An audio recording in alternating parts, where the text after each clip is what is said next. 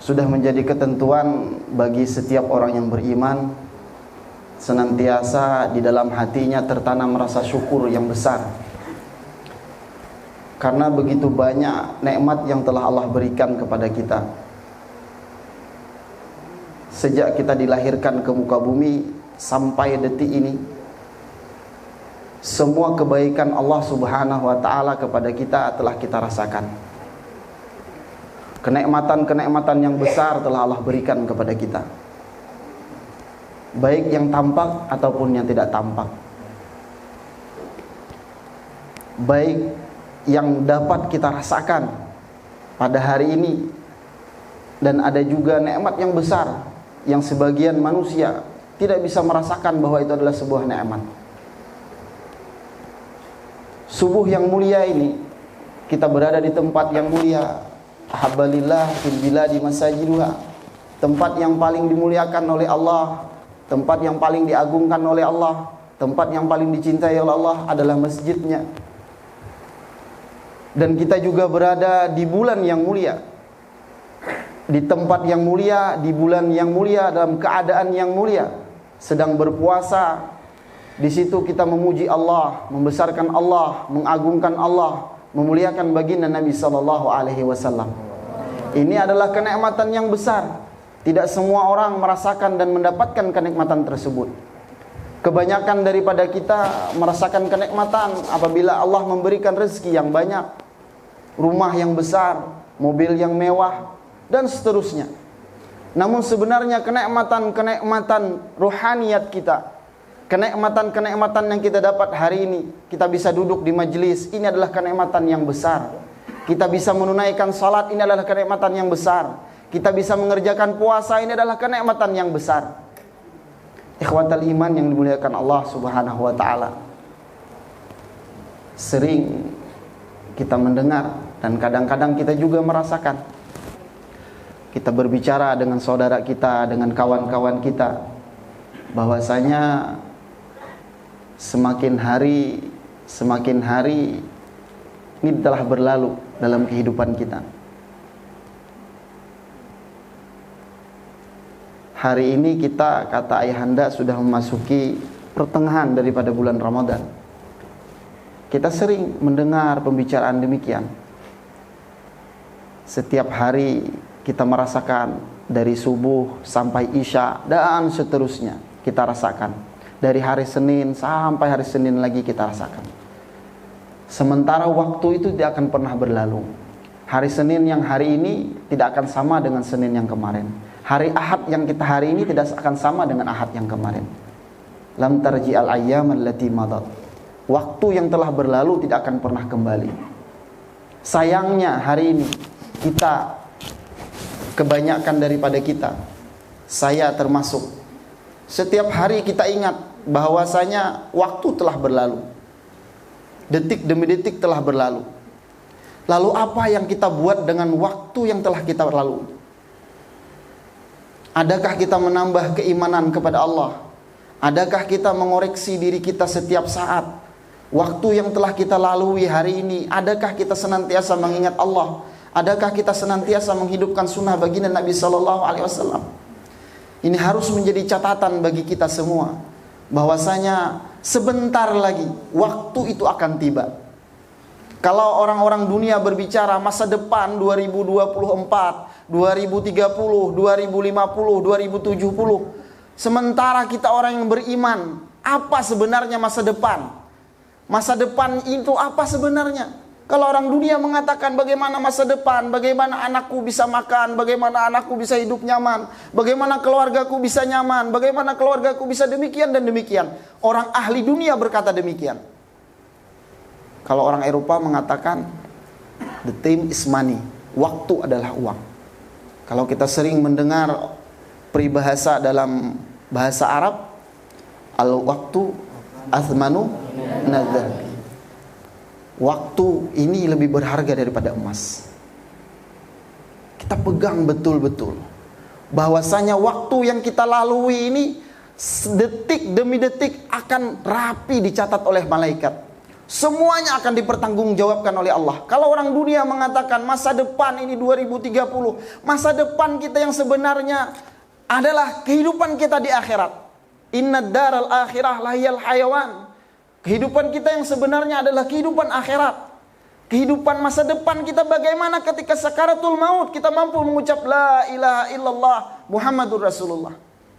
Bagaimana ketika kita sakaratul maut mampu mengucap la ilaha illallah, ini adalah masa depan yang sebenarnya. Sementara 2030, 2040 pasti yang hakul yakin rapi disusun oleh Allah Subhanahu wa taala. Hari ini kita tertipu dengan keindahan dunia. Hari ini kita terpukau dengan selesainya kehidupan dunia. Sementara kita kurang bagaimana memikirkan masa depan kita sebenarnya. Masa depan kita sebenarnya bagaimana dikubur. Masa depan kita sebenarnya bagaimana di padang mahsyar. Masa depan kita yang sebenarnya bagaimana sirat. Masa depan kita sebenarnya surga apakah neraka. Di saat manusia di padang mahsyar, yauma yafirrul mar'u min akhi wa ummihi wa abi wa sahibatihi wa bani. Bagaimana dahsyatnya ketika itu. Bayangkan ketika setiap manusia tidak ada saling kenal mengenal. Ayah tidak kenal dengan istrinya, istri tidak kenal dengan suaminya, anak tidak kenal dengan bundanya. Saudaranya tidak saling mengenal, kawannya yang biasa duduk bersama dengan dia tidak saling mengenal. Semua dalam kegalauan, semua dalam ketakutan. Inilah masa depan yang sebenarnya. Inilah masa depan yang harus kita pikirkan betul-betul. Dan masa depan itu sebentar lagi akan tiba kepada diri kita. Dan ini pasti akan terjadi. Ini pasti akan terjadi pada diri kita semua. Di saat manusia dalam keadaan resau, dalam keadaan galau, dalam keadaan gundah dan ketakutan, semua dalam ketakutan ketika berjumpa dengan Allah di padang mahsyar. Semua tidak saling mengenal. Ketika itu manusia dalam keadaan ketakutan yang sebenarnya. Kita kalau diuji di dunia, umpama tsunami atau apa, kita masih ingat ingin menolong anak kesayangan kita, ingin menolong istri kita. Coba bayangkan betapa dahsyatnya saat itu. Ketakutan yang luar biasa. Semua manusia tidak saling tahu menahu. Masing-masing dihadapkan dengan rasa kegalauan, tergantung keimanan dan ketakwaannya kepada Allah. Ketika manusia semua berkumpul nanti di padang mahsyar, mereka semua satu demi satu akan dipertanggungjawabkan detik demi detik yang telah diperlakukan di dunia. Semua manusia berkumpul untuk meminta pertolongan, datang kepada Nabi Adam. Ya Adam, bagaimana keadaan kami? Tolong kami. Bagaimana keadaan kami hari ini? Kata Nabi Adam, nafsi, nafsi. Hari ini kita masing-masing akan mempertanggungjawabkan di hadapan Allah. Aku pun bagaimana ketika berjumpa dengan Allah? Datang kepada Nabi Nuh. Sama permintaannya, ya Nuh, bagaimana keadaan kami hari ini? Tolong kami, nafsi, nafsi. Kata Nabi Nuh. Kita semua akan mempertanggungjawabkan di hadapan Allah apa yang telah kita lalui ketika hidup di dunia. Datang kepada Nabi Ibrahim, sama jawabannya, nafsi, nafsi. Hari ini kita masing-masing, hari ini kita akan mempertanggungjawabkan apa yang telah kita berbuat. Yang semuanya rapi dicatat oleh malaikat kiraman katibin. Tidak akan pernah sedikit pun salah catatannya. Datang kepada Nabi Musa demikian, datang kepada Nabi Isa demikian. Ketika manusia semua berkumpul di padang mahsyar, semua melihat, semua mendengar, ada suara lirih terdengar di ujung. Ya Rab, ya Rab, salim ummati ya Rab, faghfir li ummati ya Rab, faghfir li ummati ya Rab. Semua telinga mendengar, semua mata memandang kepada seorang yang mulia, seseorang yang menjadi panutan dalam kehidupan kita, yang tidak akan pernah kita menjumpai Allah Subhanahu wa taala dalam keadaan selamat kecuali mengikuti jalannya, baginda Nabi sallallahu alaihi wasallam. Masa depan inilah yang perlu kita perhatikan. Masa depan inilah yang betul-betul kita pegang. Bagaimana kehidupan kita, sebagaimana orang-orang terdahulu, sebagaimana orang saleh, mereka bisa selamat di dunia dan akhirat. Mereka bisa berjaya di dunia dan di akhirat karena ketaatan dan keimanan mereka betul kepada Allah Subhanahu wa taala. Nabi SAW menangis, ya Rab, selamatkan umatku ya Rab, ampuni umatku ya Rab. Sejak di dunia Nabi SAW memikirkan kita. Ketika Nabi SAW duduk dengan para sahabat, tuba, kata Nabi SAW, beruntung man yarani wa aminu bi. Mereka pernah duduk bersama aku, pernah memandang wajahku, dan mereka beriman kepadaku. Mereka duduk, melihat dan mendengar perkataanku. Lalu mereka beriman kepadaku, mereka beruntung, kata Nabi SAW. Tapi ketika Nabi SAW menyebutkan sebanyak 7 kali, tuba, tuba, tuba, tuba, tuba, tuba, liman yarani, lam yarani wa aminu bi. Mereka tidak pernah melihatku, kata Nabi SAW. Mereka tidak pernah duduk di majelisku. Mereka tidak pernah memandang wajahku. Mereka tidak pernah berjumpa denganku. Tapi mereka mampu beriman denganku, kata Nabi SAW. Beruntung, beruntung, beruntung, beruntung, kata Nabi SAW. Mudah-mudahan kita yang hadir di sini, duduk di sini, termasuk orang yang beruntung yang disebut Nabi SAW. Ikhwatal iman yang dimuliakan Allah Subhanahu Wa Taala. Itulah masa depan kita yang sebenarnya. Hari ini kita terlalu banyak terpukau dengan keindahan dunia. Kata orang Pakistan, ye sapu rizin dagihe, ye sapna sapnai. Ada yang ngerti?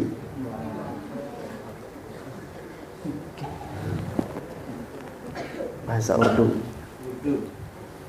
Kita ini terlalu banyak tertipu dengan keindahan-keindahan dunia, sehingga kita terlena dengan keindahan dunia. Padahal ada kehidupan kita yang sebenarnya. Hari ini, Masya Allah, waktu itu semakin dekat, semakin dekat, semakin dekat, semakin dekat. Dan waktu itu pasti akan tiba kepada kita. Dunia yang kita rasakan hari ini, orang-orang pecinta dunia, ahli dunia mengatakan dunia ini nyata. Akhirat hanya cerita. Tapi ketika malaikat Israel datang, dunia ini tinggal cerita, akhiratlah kehidupan kita yang nyata. Maka kita ingin raih, Masya Allah, di tengah santri, adik-adik, kita raih kehidupan dunia. Bagaimana dengan mengikutnya sunnah baginda Nabi SAW untuk sukses di dunia dan sukses di akhirat. Siapa mereka? Para sahabat radhiyallahu anhum ajma'in. Mereka telah sukses dalam kehidupan mereka. Disebutkan dalam kitab Hikayatus Sahabah, dinukil dari kitab Tanbihul Ghafilin, di ujung-ujung ceritanya ada seorang sahabat. Dia ini, mohon maaf, kita tidak merendahkan sahabat, berkulit hitam, tidak rupawan dia, dari kalangan-kalangan yang lain, sahabat-sahabat yang lain. Kalau kita bisa ke Mekah ya anda ya, berjumpa dengan orang Afrika, orang Nigria, dia berkulit hitam. Tapi sekali lagi perlu kita tekankan, Allah tidak pernah melihat bagaimana keadaan kita. Bungas dia, cantik dia, gagah dia, putih dia, tak. Yang Allah lihat bagaimana hatinya kepada Allah. Bergantungnya hatinya kepada Allah Subhanahu Wa Taala. Datang kepada Nabi SAW, ya Rasulullah, orang seperti saya ini kira-kira ada nggak di dalam surga? Orang seperti saya ini kira-kira ada nggak yang masuk dalam surga? Kalau kita pikir-pikir, rasa-rasa, adakah kita malam-malam menangis, memikirkan, bertanya kepada Allah, ya Allah, macam manusia kayak saya ini, yang banyak dosa, banyak lalai, kadang mata memandang yang bukan mahram, kadang tangan menyentuh yang tidak baik, kadang mulut berkata-kata busuk, kadang-kadang telinga mendengar yang tidak baik, kadang-kadang kaki melangkah ke tempat-tempat lalai. Kira-kira ada nggak saya ini masuk di dalam surgamu? Sahabat demikian bertanya, ya Rasulullah, kira-kira orang seperti saya ini ada nggak masuk dalam surga? Kata Nabi SAW, selagi di dalam hatinya ada keyakinan kepada Allah dan kehidupannya mengikuti jalanku, kata Nabi SAW, maka dia pasti akan berada di dalam surga. Kemudian dia bertanya lagi, ya Rasulullah, saya ini sudah 8 bulan, 10 bulan tinggal di Madinah, masa hijrah masuk dalam agama Islam. Setiap sekali saya datang menjumpai sahabat yang lain, ingin meminang seorang anak atau saudaranya, selalu belum ada yang menerima ya Rasulullah. Maksudnya mau kawin. Anak-anak belum nih, santri nanti kawin. Mau kawin. Lalu ketika itu kata Nabi SAW, adakah yang kenal di sini dengan Amr bin Wahab? Kata sahabat yang lain, ya kami kenal. Seorang sahabat yang bertanya tadi pun, ya saya kenal. Dia ada memiliki seorang anak yang namanya Atiqah radhiyallahu anha. Jumpai ke sana, berangkat dengan semangat sahabat yang kita ceritakan tadi. Nama beliau adalah Sayyidina Sa'ad Aslami Al-Aswad. Dia langsung menjumpai Amr bin Wahab. Assalamualaikum, diketuknya pintu dengan semangat. Assalamualaikum. Maka Sayyidina Amr bin Wahab menjawab, Waalaikumsalam. Dibukakan pintu. Ditanya, ya Sa'ad, mengapa kau begitu gembira? Mengapa engkau begitu bahagia ketika datang ke rumahku? Kata Sayyidina Sa'ad, wahai Amr bin Wahab, bahwasanya ketika di majelis tadi, aku ingin menikahi seorang wanita, tapi belum ada yang menerima. Namun Nabi SAW meminangkan anakmu untuk diriku. Bagaimana pendapatmu? Bagaimana? Bu, orangnya hitam, pendek, ahlu sufah. Ahlu sufah itu tidak memiliki apa-apa. Kalau di masjid makan, makan. Kalau di masjid nggak makan, nggak makan. Nggak punya tempat tinggal, tinggalnya di masjid. Ahlu sufah. Tapi dia sahabat Nabi SAW yang beriman. Kebanyakan daripada kita, mayoritas daripada kita, inginnya menantu Bu ibu kaya, kata ibu, gagah minimal, hafiz Quran, alim, soleh, sugih lagi, tajir lagi, sugih ya, Masya Allah. Ini mayoritasnya. Saya pun ingin demikian kalau nanti punya anak. Mayoritasnya kita semua ingin demikian. Tapi sahabat juga demikian pada saat itu. Kata sahabat, enggak. Kalau kamu yang meminang, nanti dulu. Pulang dulu. Ketika Sayyidina Sa'ad balik, seorang anak yang mulia, Atiqah radhiyallahu anha, mendengar pembicaraan demikian, dia turun mendengar. Ya abati, apa yang sedang terjadi wahai ayahku tersayang? Aku mendengar sebuah pembicaraan, sebenarnya apa yang terjadi? Kata ayahnya, wahai anakku, sesungguhnya baru saja Sayyidina Sa'ad datang ke sini, dia mengatakan bahwa Nabi SAW meminangkan dirimu untuk Sayyidina Sa'ad. Lalu apa yang engkau jawab wahai ayahku? Coba dengarkan, simak baik-baik. Apa yang engkau jawab wahai ayahku? Kata Amr bin Wahab, aku menolaknya. Ya abati, sesungguhnya engkau tidakkah takut ketika cerita penolakan ini akan diturunkan satu ayat kemudian didengar sampai hari kiamat nanti? Langsung seorang ayah takut dan gemetar. Sahabat sebentar, nafsunya ketika dia kalahkan untuk kehendak Rasulullah SAW, mereka sebentar tergelincirnya, langsung berlari. Seorang anak yang saleh, wahai ayahku, tidakkah engkau takut tentang cerita kehidupan kita di rumah ini ditulis dalam ayat Al-Quran, kemudian dibaca sampai hari kiamat dan didengarkan bahwa cerita kita pernah menolak daripada cerita hari ini. Seorang ayah lari menjumpai Sayyidina Sa'ad, ya Rasulullah, Sayyidina Amr bin Wahab tidak menerima pinangan engkau. Sayyidina Amr cepat berlari. Ya Nabi SAW melihat Sayyidina Amr, wahai Sayyidina Amr, benarkah engkau menolak pinanganku? Tidak ya Rasulullah, hari ini juga ku terima pinangan tersebut. Agak-agak kalau Abina yang demikian ya, memilihkan satu jodoh untuk santrinya, bagaimanapun orangnya, sami'na wa ata'na.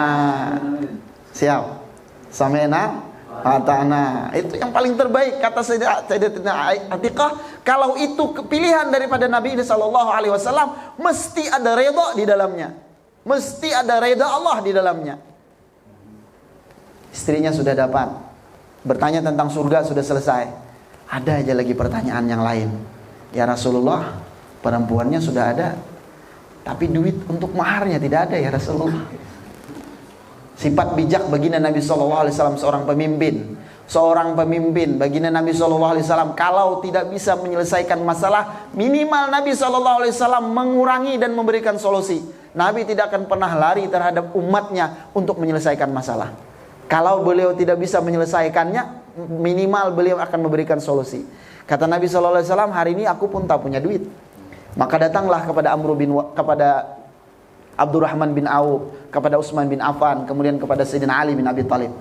Datang Sayyidina Sa'ad, katakan demikian cerita. Kata Abdurrahman bin Auf, "Naam, saya paham," langsung dikasih. Datang lagi kepada Sayyidina Utsman, langsung dikasih. Datang lagi kepada Sayyidina Ali, langsung dikasih. Jadi kalau kurang duit nanti kepada Paman Gapar, kepada Bang Kris, kepada Ayah Halim. Datang aja ya. Nggak tahu dikasih atau enggak? Amplop dapat. Amplop dapat, insya Allah isinya kosong. Kemudian Sayyidina Sa'ad dengan gembiranya sudah memegang uang mahar, sudah memegang, siap-siap akan memberikan hadiah kepada istri yang dia cintai. Masa itu Atiqah itu wanita yang tercantik pada saat itu. Dijodohkan oleh Nabi SAW dengan seorang lelaki yang hitam lagi pendek. Bagaimana? Black white, putih dan hitam.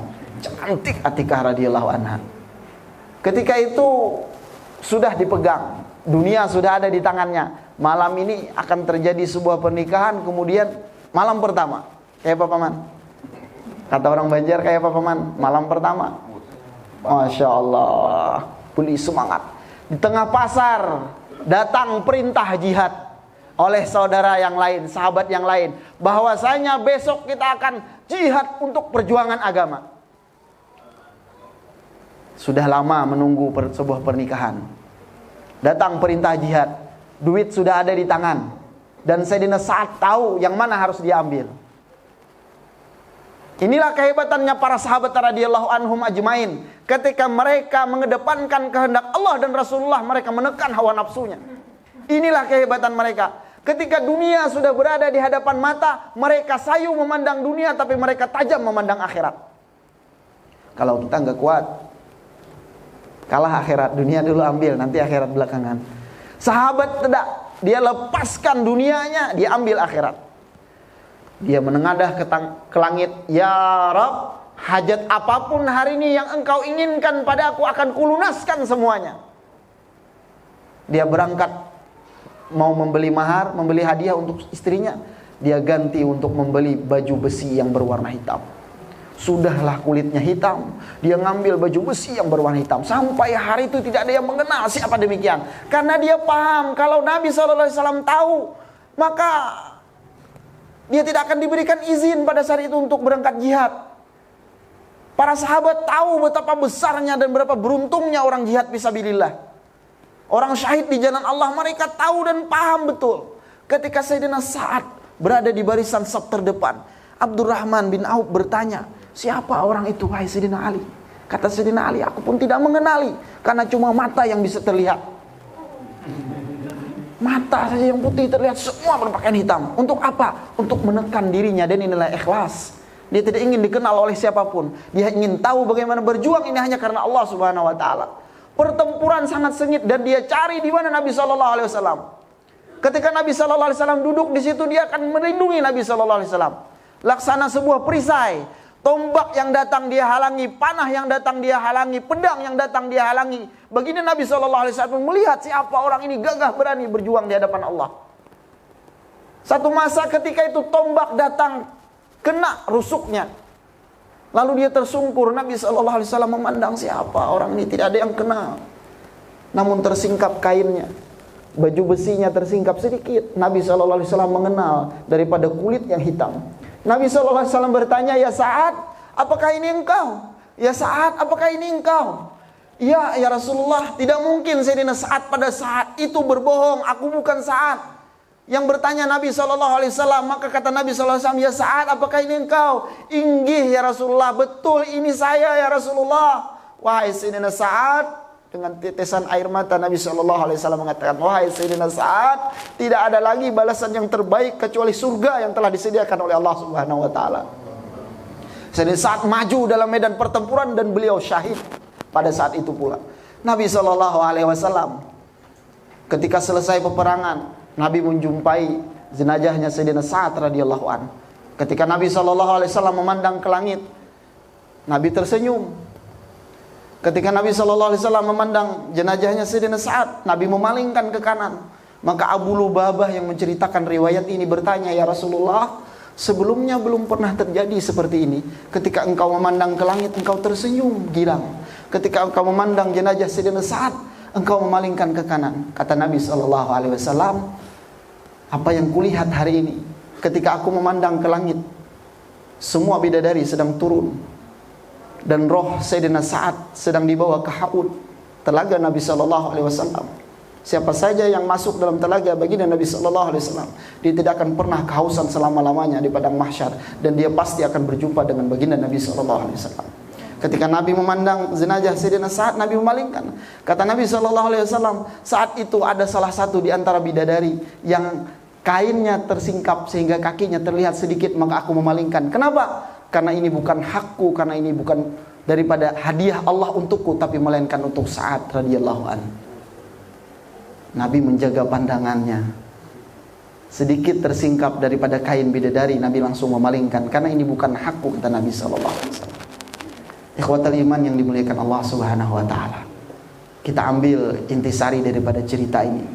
Bagaimana seorang sahabat ketika dia sudah ditawarkan tentang urusan akhirat, maka dunianya akan ditinggalkannya. Walaupun dunia setelah digenggaman tangannya, mereka lepaskan, mereka hilangkan, mereka mampu melepaskan dunia ketika akhirat dibentangkan di hadapan matanya. Inilah yang ingin kita pikirkan. Inilah yang setiap saat guru-guru kita memberikan nasihat kepada kita. Inilah yang kita inginkan, inilah yang kita risaukan. Inilah yang kita ingin sama-sama rasakan. Bagaimana perasaan cinta kepada akhirat melebihi daripada segala-galanya. Karena kita ini bukan orang dunia, kita ini orang akhirat. Ad-dunya khuliqat lakum wa antum khuliqtul lil akhirah. Dunia ini kuciptakan, kata Allah, untuk kalian semua. Namun kalian ini kuciptakan untuk akhirat nanti. Dunia ini sementara, akhirat selama-lamanya. Jadi kita sudahlah, cukup, jangan lagi dengan main-main dengan kehidupan ini. Orang-orang tua kita, ulama-ulama kita, guru-guru kita sudah banyak pergi meninggalkan kita. Hari ini, besok kita tak tahu siapa selanjutnya. Mungkin saya, mungkin siapa saja. Semua kita tidak tahu, rahasia Allah Subhanahu wa taala. Tinggal kita memilih mau hidup sekedar enak di dunia atau kita ingin enak selama-lamanya di akhirat. Dunia ini tempat kita mengumpulkan bekal sebanyak-banyaknya, dan sebaik-baiknya kita kumpulkan bekal tersebut untuk kita hidup selama-lamanya di akhirat. Jangan main-main lagi dengan neraka, dengan peringatan-peringatan yang telah diberikan oleh baginda Nabi sallallahu alaihi wasallam. Innal ladzina kafaru bi ayatina sawfa nuslihim nar kullama nadijat juluduhum baddalna juludan ghairaha. Sesungguhnya orang-orang kafir, orang-orang yang menentang Allah, orang-orang yang zalim, orang-orang yang durhaka, orang-orang yang tidak taat ketika hidup di dunia, sawfa nuslihim nar, mereka akan dilemparkan ke dalam api neraka. Kullama nadijat juluduhum baddalna juludan ghairaha. Ketika kulit mereka dibakar dalam api neraka, kulitnya meleleh. Ketika meleleh tinggal tulang, hancur, diperbaiki lagi, meleleh lagi, hancur lagi, diperbaiki terus demikian, diulang-ulang supaya dia tahu betapa besarnya ajab daripada api neraka. Neraka bukan tempat main-main, neraka bukan tempat kita untuk tertawa. Neraka adalah seburuk-buruk tempat. Air itu, Pak, titik didihnya 100 derajat. Kalau kita masak, dia akan mendidih 100 derajat. Itu panasnya luar biasa, sekuat-kuat lidah kita orang Indonesia. Kalau setelah mendidih, ada Ustadz yang bisa minum? Hampir gak ada ya. Tapi kawan-kawan kami di India, Pakistan, banyak yang kuat, langsung minum, lidahnya kuat. Tapi kebanyakan kita memang gak kuat 100 derajat. Itu bagaimana kalau tersentuh? Sedangkan neraka yang paling ringan, kata baginda Nabi SAW, ketika kita berpijak, otak kita langsung mendidih. Kemudian baja itu akan hancur, akan lebur ketika dia dibakar dengan api yang derajatnya 1500 derajat panasnya. Magma itu Gunung Merapi. Nah, di dalamnya tuh ada magma. Ketika itu masuk, besi seketika itu langsung meleleh, begitu panasnya. Kemudian ada lagi para saintis yang menghitung panasnya matahari.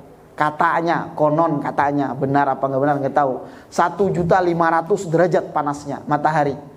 Kalau dibandingkan dengan panasnya api neraka, jauh lebih panas api neraka.